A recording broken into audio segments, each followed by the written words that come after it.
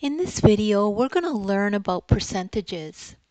So if we have a video like this that says, what percentage of squares will be shaded if we want 6 out of 10 of the grid shaded? So 6/10. And here's the grid. You could see that it's a hundreds grid, right? So there's 1, 2, 3, 4, 5, 6, 7, 8, 9, 10. 10 columns and 10 rows. 1, 2, 3, 4, 5, 6, 7, 8, 9, 10. That means it's 100 total, right?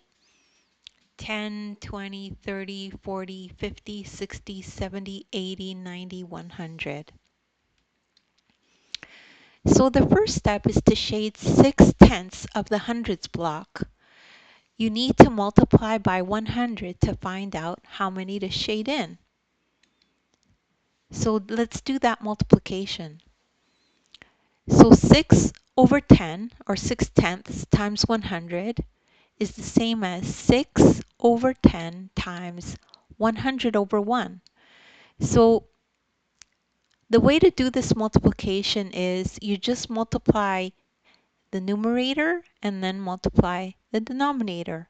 6 times 100 is 600. 10 times 1 is 10. And then if you remember, when we divide something by 10, we just move the decimal place over by 1. So it becomes 60.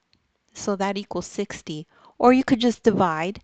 You could use a calculator to figure that out. So that means we have to shade in 60. Shade in 60 squares, and that's how 60 squares looks shaded.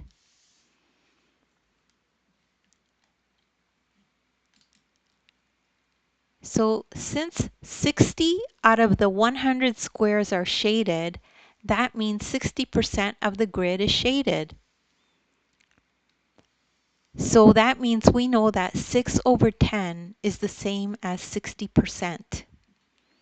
And that's the end of that problem. And if you need more resources, you could check out my description. I have links to other videos of mine that I've done that are like this.